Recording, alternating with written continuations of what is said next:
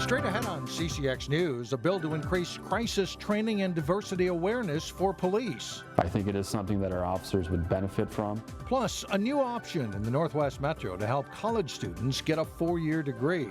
And later, meet a standout student who has had to overcome challenges many adults have never had to face. CCX News starts right now. Hello, everyone, and thanks for joining us. Local police departments could soon get extra training to help them deal with crisis situations. Legislation would require police training in new areas and help pay for it. Sonia Goins talked with local police who say it will help.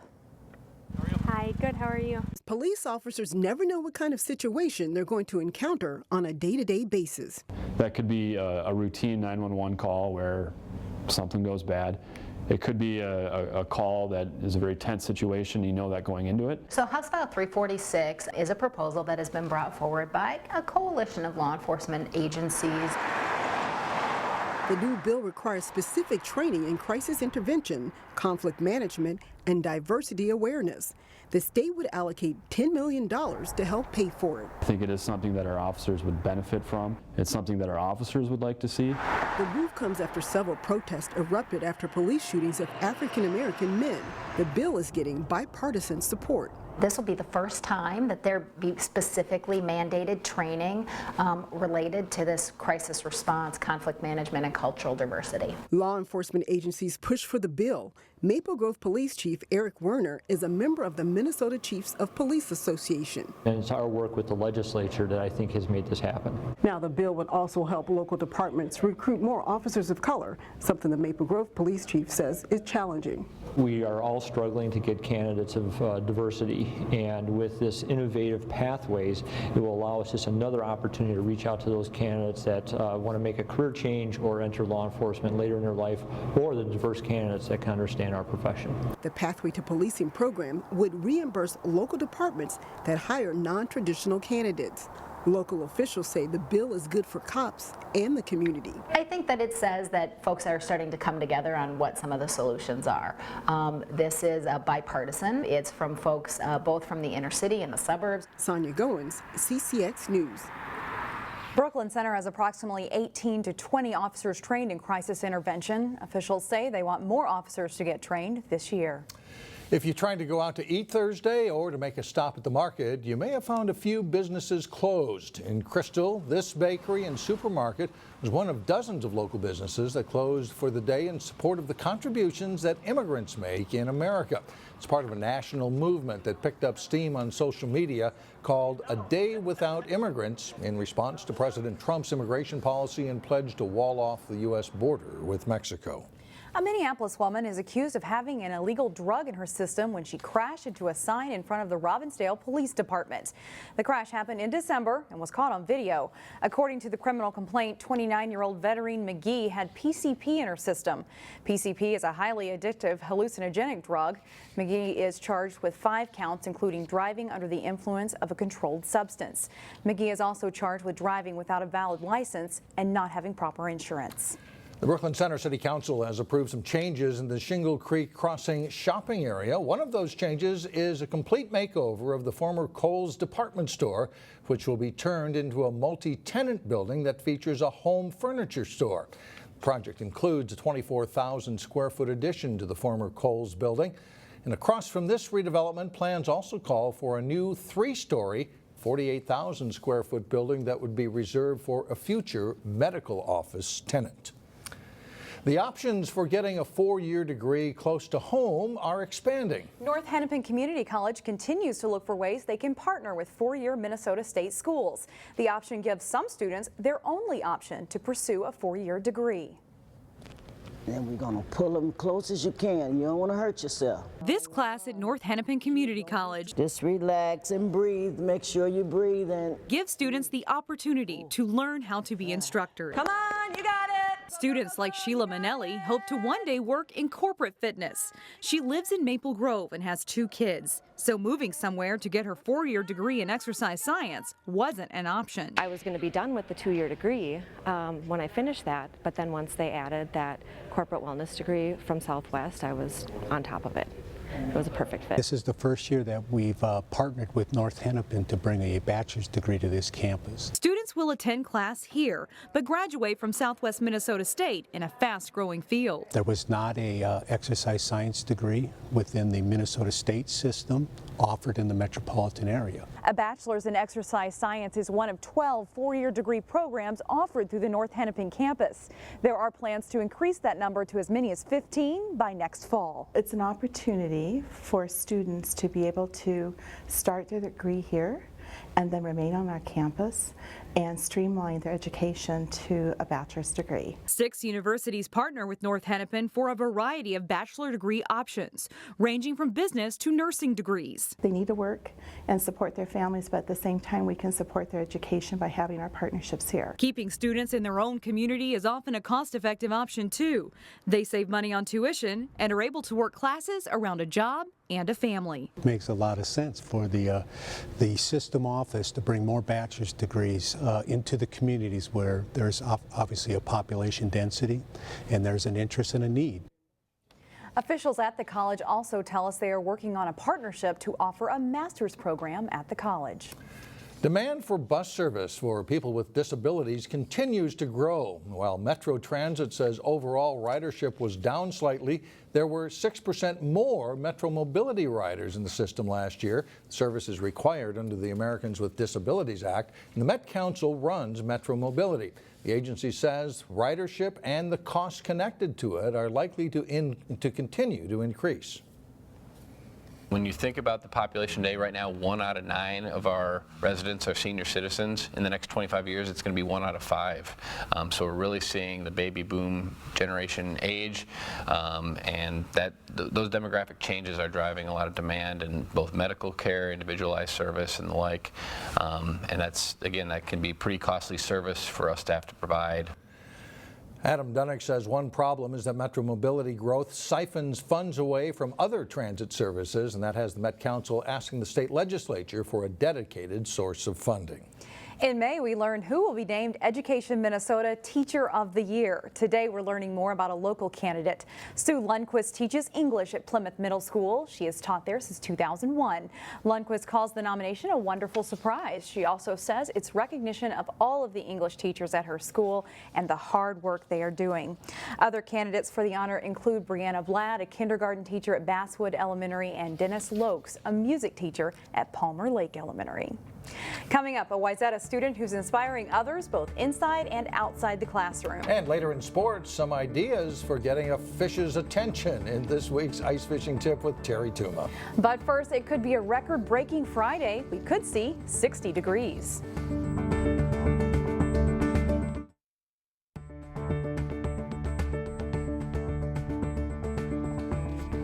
High school students encounter a number of challenges, from the pressure to earn good grades to time management between homework and those after-school activities. But today's standout student from Wayzata High School had to overcome a challenge many will never have to face in their lifetime. Here's Delane Cleveland. We are working towards education for all. In these turbulent political times, it's the perfect opportunity for students to practice their debate skills. Have you ever tried working on a farm? The topic today is about education. As parents, they would want their kids to have a better future than they would. Wayzata junior Miranda Mead is quick on her feet to argue her point. You want your child to have what you don't have. It's all in a day's work for this 17-year-old from Plymouth who's involved in multiple sports and is a model student. I love reading books and I love writing, so I kind of want to be known as like an athlete and a talented student. Yet a little more than a year ago, she wasn't sure whether she'd be able to finish high school. After months of extreme back pain, I was diagnosed with Ewing sarcoma.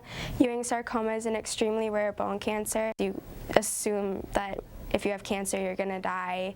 And I didn't know at the time, but Ewing sarcoma actually has a 30% chance of survival. For the next 9 months, Miranda underwent chemotherapy and radiation treatments. I've been with her through every step of this process. English teacher Mark Johnston helped her keep up with her studies while she was homebound. Even on the days when she was just ravaged, her energy was just zapped.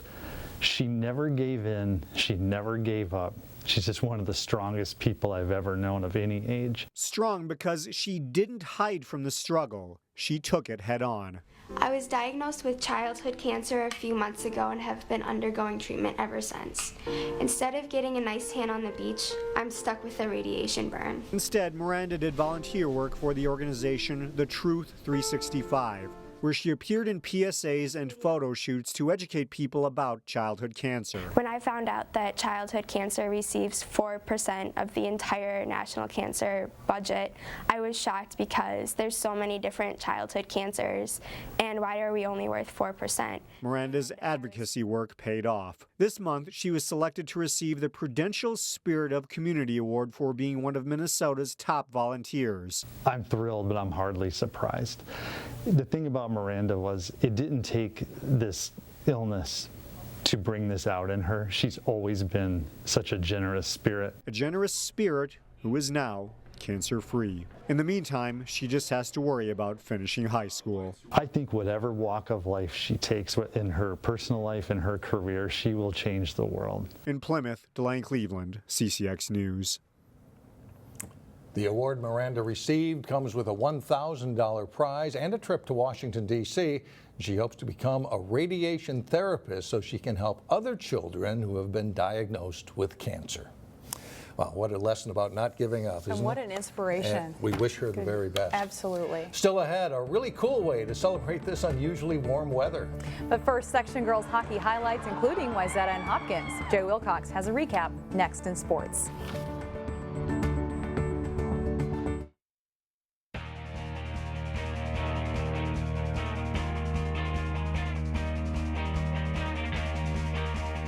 I'm Jay Wilcox with sports. John Jacobson is on assignment. Wayzata's girls hockey team won an overtime battle against Benilde St. Margaret's in the Section 6AA quarterfinals. Their reward, a matchup against the state's top-rated team, Edina, in the semis. With Edina up 1-0, they strike again as Brooke Tucker's pass is redirected in front by Ellie Mahoney for a 2-0 Hornets lead. Still in the first period, Grace Bowlby threads a shot through traffic and in for a 3-0 Hornets lead. And they are not done yet. CC Bowlby slides it over to Grace Bowlby for her second straight goal. Edina outshoots the Trojans 18-1 and leads 4-0 after a period. Goalie Stephanie Garvis does her best to keep the Trojans in it. She and Grace Boswell-Healy combined for 38 saves, but Edina is just too good. Sophie Slattery goes to the net here. She's stopped at first, but they stay with it, and Slattery puts it away as Edina cruises into the section final with a 6-0 win. The second semifinal game match, number 3 seed Hopkins St. Louis Park, hoping for the upset against number 2 seed Cretin-Derham Hall. Bree Willair gets tripped on the rush, but somehow still scores, capping a 3-goal first period for the Raiders. Early in the second, Emily King picks out the top corner with a backhand, and it's 4-0 Cretin-Derham Hall. The Royals get on the board later in the period on a nice goal by Captain Kylie Hanley here. But the Raiders get 2 more goals before the second intermission for a 7-1 lead, and they go on to win by that score. The Breck boys basketball team is solidly in second place behind top-ranked Minnehaha Academy in the IMAC Conference. The Mustangs stepped out of conference play when they hosted Maranatha. Maranatha in transition, Jeff Ekior to Elisha Coleman to Hakeem Daniels for the layup and an early lead. A nice ball rotation for the Mustangs results in an open floater for Ekior as MCA goes up 20-13. Breck comes back strong though. David Roddy takes the pass and scores inside as these Mustangs grab the lead. And Roddy in transition delivers a great pass to Eric McDavid for the layup. Breck leads at 36-24 at halftime, and little Andrew Wiggins on the court at halftime. Breck goes into Roddy for the dunk on his way to a 27-point night. McDavid finds Joey Gamley as Breck wins this one 80-65. They are 11-8. Sometimes in order to catch a fish, you need to get its attention. Terry Tuma explains in this week's CCX Sports Ice Fishing Tip. Did you know that you can call in fish or make them bite up both are very successful for really all species of fish. You know, and what does this mean? Well, you know, if you're marking fish and say you caught a couple at 5:30 in the morning, but all of a sudden you're not marking any more fish, instead of packing up and going to a different spot, see if you can call these fish in and take a vertical jigging spoon and bring it up about 4 to 5 feet up off the bottom. Jig it constantly, maybe a little bit more violently, if you will, instead of a real subtle jigging action. See with that flash and that noise if it doesn't call in some fish. Same thing, you can do that with a jig. Take and pound that jig on the bottom, working extremely well for walleyes and for jumbo perch, but you can also use small lures for crappies and bluegills by jigging up off the bottom or jigging right on the bottom, pounding bottom again. Now, once you mark these fish right on the bottom, what you can actually do is take your rod and bring that lure up maybe 3 or 4 inches up off the bottom and keep jigging it, but very subtly. Make sure you stop and you'll try to get that fish to rise up off the bottom. Bring it up another 3 or 4 inches, and then it'll come up again, and then bring it up another couple of inches, and at that time you're going to change that fish from a real tough biter to a possible biter. If you cannot get that done, if you cannot make that fish bite, do not waste time working it. Start all over again and work on other fish. Thanks, Terry. We'll have state Nordic skiing highlights where the Wayzata boys and Armstrong girls each finished second, plus Breck Blake girls section final hockey and section 5AA gymnastics Friday starting at 4. Mike and Shannon, back to you. All right, Jay, thanks a lot. Up next, proof the groundhog was wrong. A Robbinsdale business gets an unusually early start to spring, and that's when we come back.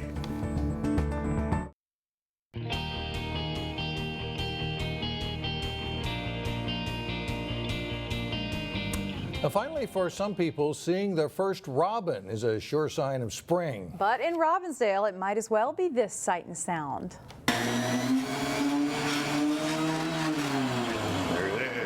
You know that sound all too well. The outdoor Dairy Queen opened for the season on Monday. The longtime Robbinsdale business usually doesn't open until a little closer to springtime, but anticipating this week's mild spring-like forecast, they opened up early. And the DQ blizzards and ice cream will still be served up even if we do get an actual blizzard, but let's don't say that. They are open for the season. It can be 2 feet out here. I'll still be open. You still see me in there making blizzards. No snow in the forecast for this weekend, but there's a high chance for a few dilly bars to come in as those temperatures hover near 60 degrees. It doesn't have to be warm to have ice cream, Mike. No, but we can always have it. This is a really odd year. The skating rinks are closed. The Dairy Queen is open. You can go to the park and get ice cream, and everybody's been excited about this. It's been all over social media. Oh, really? So everybody's been waiting for it. Happy spring. That's all the news we have for now. Thanks for joining us, everybody. And we'll see you back here again Friday, starting at 4.